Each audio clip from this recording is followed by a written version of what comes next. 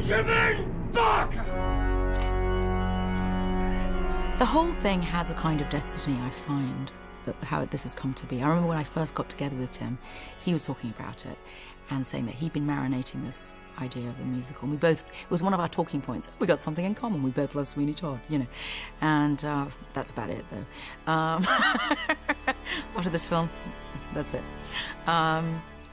We do have a child, yes. Tim Burton actually had come to me about 20 years ago.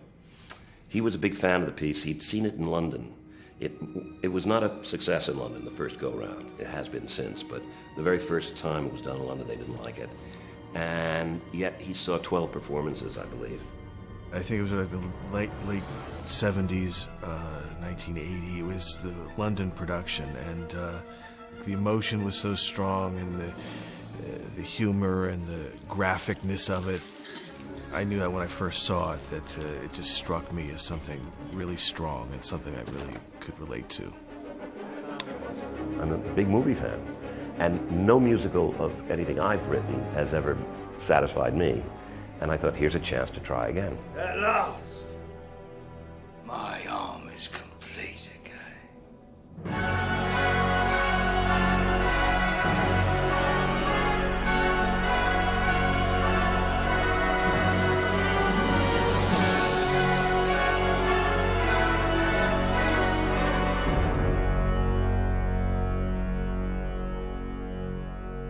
Tim is an auteur, he's a visionary, and he takes chances that most directors are fearful of. And this is a musical, which he's never done before. Either have I, as a producer, been involved with a musical. So it's very challenging. Bobby, you say? Take me to him. As always with anything that I end up doing with Tim, the initial attraction is really Tim more than anything else. The singing, you know, was a real challenge. I mean, there was a real opportunity to fall flat on your face. Still is. It's for a price.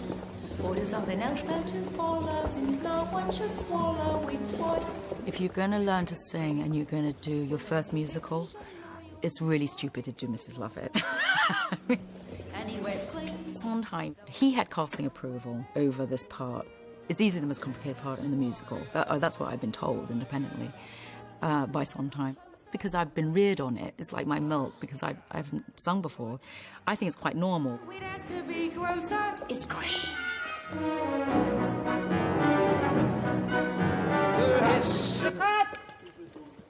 Pretty good, John.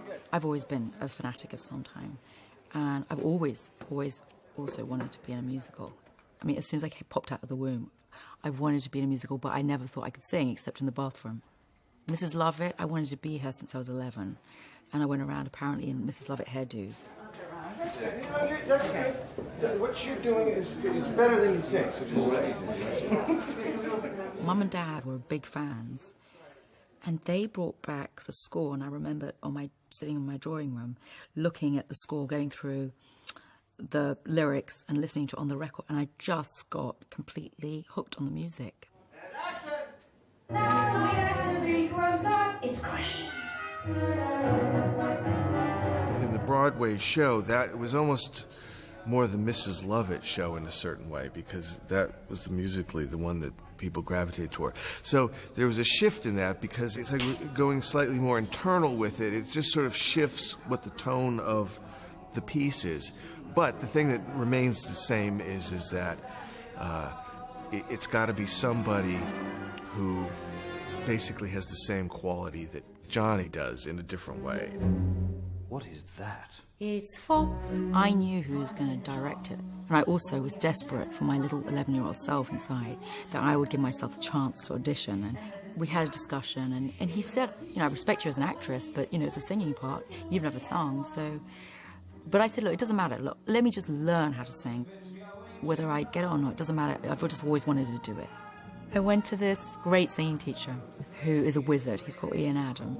We had 3 months. I said, let's just try. And I really have worked my arse or ass off. I'll come again when you have Judge on the menu. It took a long time.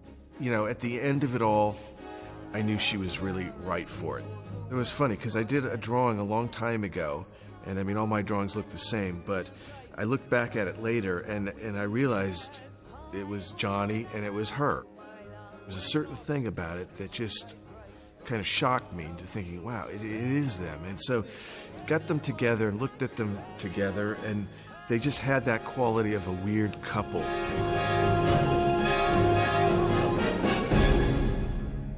Tim always wanted a sort of like silent movie star look for both of us.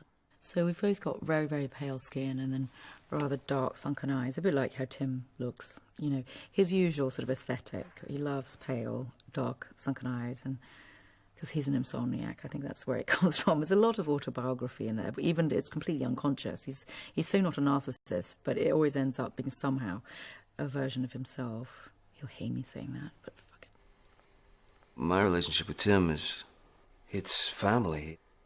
I somehow know how he works, how he ticks, and certainly, you know, he knows me pretty much better than anyone.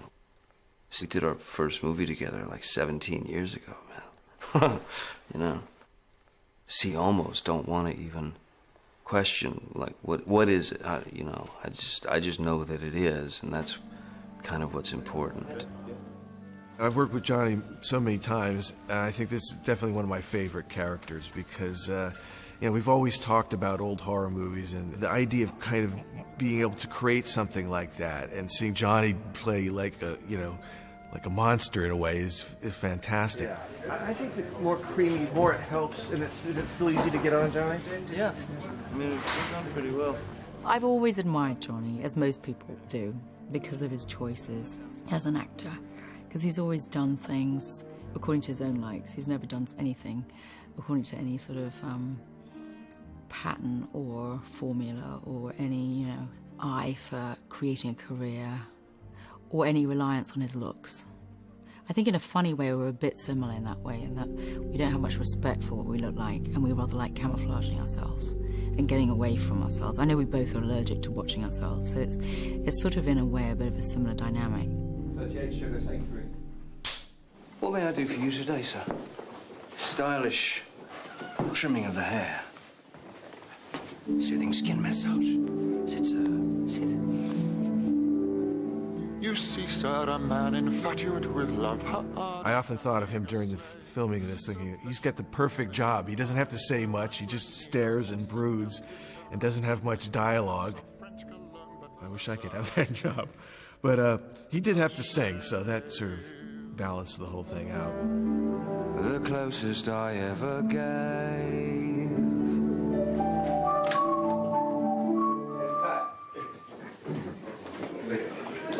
I remember, I don't know, like 5 or 6 years ago, maybe, Tim came to visit us at our house, and he brought me like a CD of Sweeney Todd, you know, the Angela Lansbury, you know, stuff, and he brought it and said, you know, I don't know if you ever heard this, give it a listen, you know.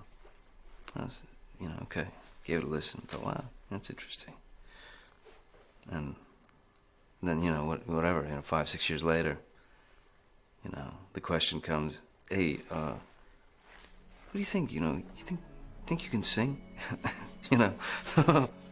Richard and I were talking one day, and this was after probably maybe a couple months, and like, you know, I mean, I was comfortable. I knew he could do it, but nobody had heard, and so we just had this fantasy of like, you know, he starts singing, and it's like, oh my God, what the hell is that? We're here at the studio. Sets were being constructed. Wardrobe was being made. Other actors and commitments were being made. Studio, literally, we were spending millions of dollars on the picture. Not one person on earth had heard Johnny sing. And he's the star of the picture. 38's Romeo, take 1. You're in a merry mood today, Mr. Todd. Your delights are catching fire from one man to the next. I think at the end of the day, Stephen Sondheim didn't hear him sing before he had decided that he would accept the fact that Johnny was going to do it. And you just look at Johnny's body of work and you realize that you know, this is a man who holds himself to the highest possible standards. And we all knew that if he said he could do it, he could do it. It helped to know that, in fact, and it's a little known fact, that he originally came to Los Angeles not as an actor, but as a musician.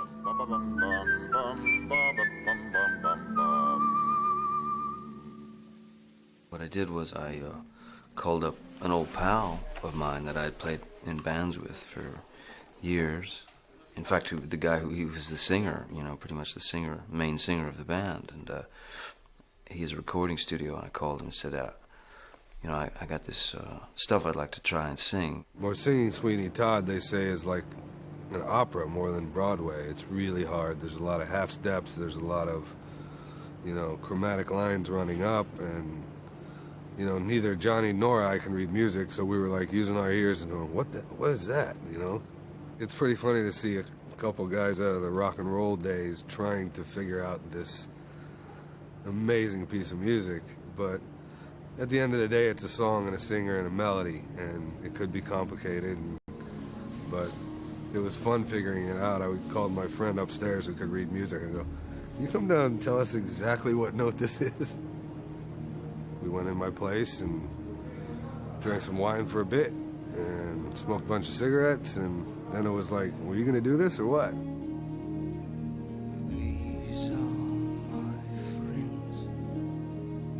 Just started kind of knocking them down one by one. You know, starting with My Friends, that was the first thing I ever sang. Like, basically, that was the first song I ever sang in my life. You know, that was pretty weird. Yeah. Scary. Honestly, when we did the first take of the first song we did, which is My Friends, basically had to talk back. I said, "You want the good news or the bad news?" He goes, "Well, give me the bad news." I said, "The bad news, you have to do this." One day I was in my office on the phone. Tim bursts in and lays down a little cassette player and his headphones. And I didn't know what he was doing, and he walked out. So I got off the phone and put them on and listened to Johnny sing for the first time. And I just put it down, went into Tim's office, and we both just stared at each other with great relief, but we had the biggest smiles at each other because we knew we had a great voice with Johnny Depp.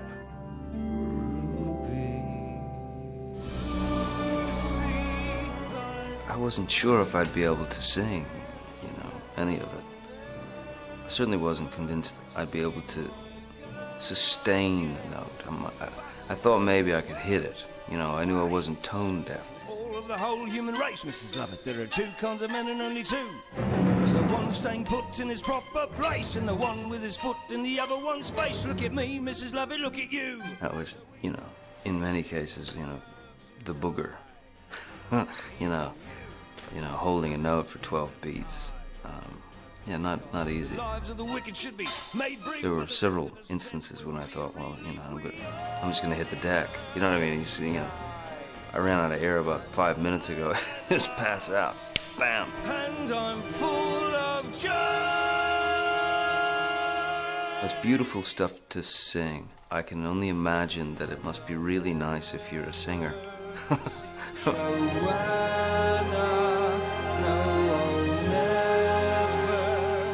When I first heard Johnny, I thought, wow, it's amazing.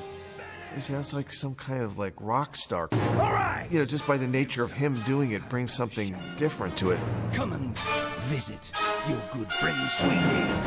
And I'd say that about all the actors. Because they're not singers, they all bring a certain modern quality to it, which is in the piece, but it just pushes it, I think, that much further. Was it quick, sir? Did it in a tick, sir? Just like an elixir ought to do. I am Adolfo Pirelli, the king of the barbers, the barber of kings. And buongiorno, good day. I blow you a kiss. It was such an amazing thing that Sasha, you know, he's like the biggest star around, and that he just said yes to doing this. It just made me respect him even more as an artist. Action. It wasn't our idea, but he asked to come in and came in to a recording studio with Tim and I sitting there. We met him for the first time. Very handsome, actually. People, you know, think of him as Borat. He's actually a very nice-looking fellow. To shave the face. He told us that he always loved the show, that he had sung early on in his life in choirs and things like that. We asked him to step into the booth, but he wasn't prepared to sing from Sweeney Todd. To trim the beard. I'll never forget, he comes in for an audition. He comes in with a songbook for Fiddler on the Roof. And I wish we had it on film, because he did like pretty much the whole Fiddler on the Roof, you know, abridged version of, and it was fantastic. Tim and I were literally on the floor, on our hands and knees, buckled over.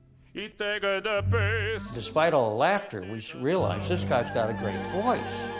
And he had the part right then.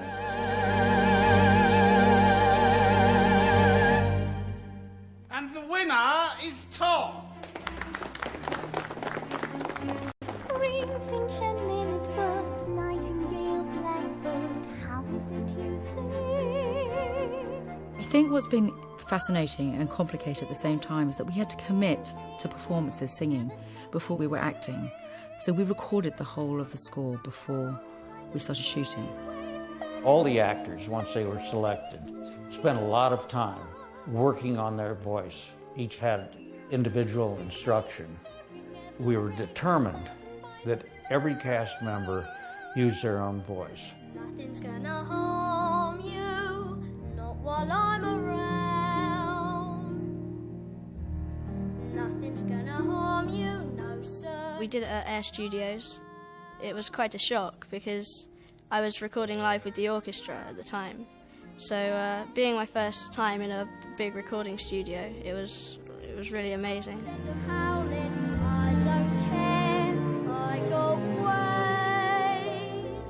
Pretty women.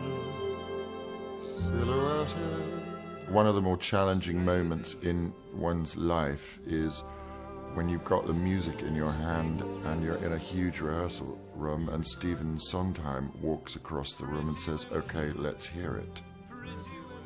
It doesn't get much tougher than that, but it's so tough and it's so ridiculous what you're about to do, i.e. sing for Stephen Sondheim, that something in the body just says, well, then just do it. Ooh, Mr. Todd, I'm so happy. I could eat you up, I really could. You know what I'd like to do, Mr. Todd?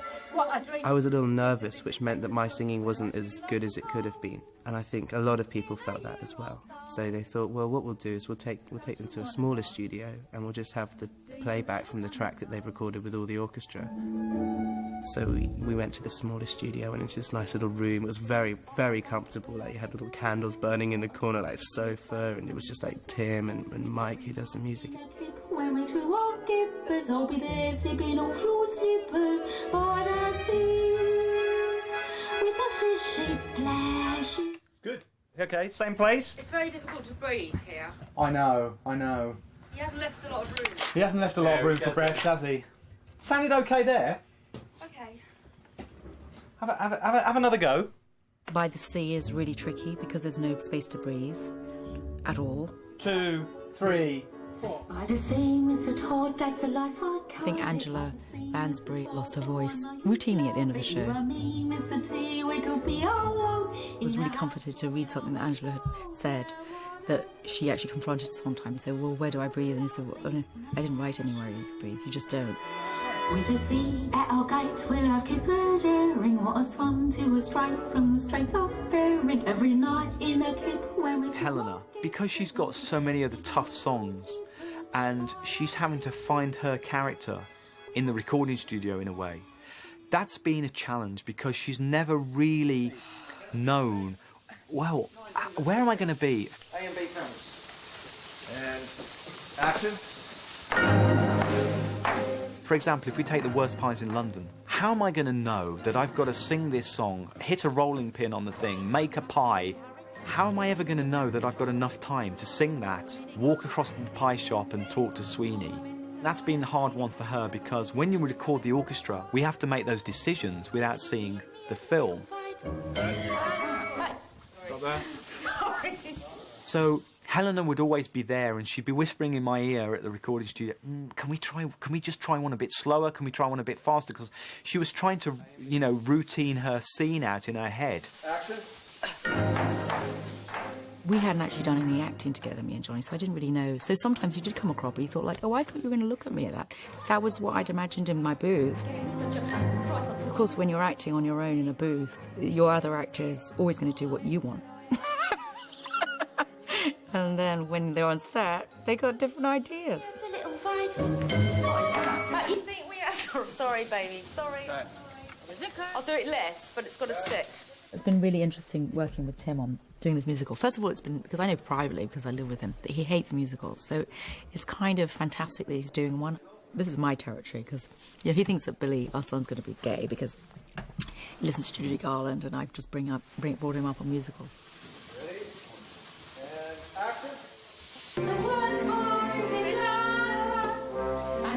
It's very interesting adapting a stage piece to a film, because there's lots of things that I didn't know to begin with that I sort of found out as we went along. For instance, you know, there's a lot of music and it's maybe 70% people singing, but, you know, we tried to avoid that kind of a lot of dialogue and then people bursting into song, and so to sort of deal with that, you know, we cut out a lot of choruses, we cut out a lot of secondary people singing things, and let, you know, the main characters sort of project their feelings through the music. It's really coming from an internal place for them. Although I'm an extrovert, he's asked me to bring everything back, not use my hands, I mean real practical things. I hardly ever use my hands, which I find quite hard as an East End extrovert, to not use my hands. He said, no, it looks theatrical. Not use my eyebrows too, which tend to be hyperactive anyway. He said, because you're singing, and you're already in a big environment, you're singing, there's a full orchestra, you look strange because we've got rather dramatic makeup. You've got to counteract that with a very restrained performance.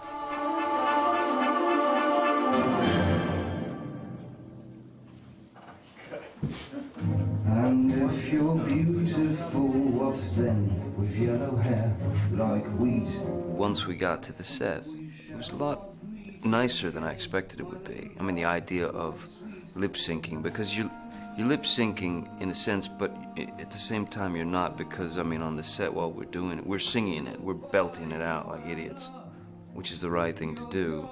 But the pre-record is the guide and is also the safety net in a sense. You don't necessarily have to hit the note properly, you know, each time on set. I felt like we were making kind of an old-fashioned horror movie, silent movie with music, and you know, kind of going back to the kind of performers like Boris Karloff or Peter Lorre or Lon Chaney, people that were very expressive in those old horror movies, but then just set to music. And if you're beautiful, what then? In silent film, you know, when the director was off camera, he could sort of say, you know, turn right, you know, do this, you know, and I mean, Tim has the freedom to do that while there's the pre-record going on. Any sound, you know, whatever, anything is welcome at that point. Goodbye, Joanna. I can't anticipate. It's always a surprise when I see a film of his. And then I go like, oh my God, that's what he saw. Because he's a private individual, definitely creatively. Mrs. Lovett, you're a bloody wonder, eminently practical. It's very musical, and you can see it in the rhythm of not just the cutting, but the way the camera glides, the way it moves, the choice of angles. He's responding to the music. This is Tim Burton's giant salute to, yeah, classic horror films. It's a beautiful marriage from two completely different worlds. Mixes horror movie and musical, humor, emotion, light, dark, puts them all in there.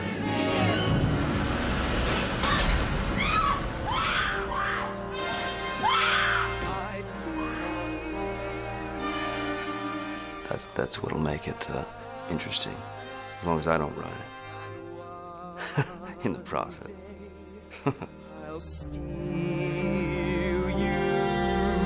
It was just a different thing for me. I never tried something like this.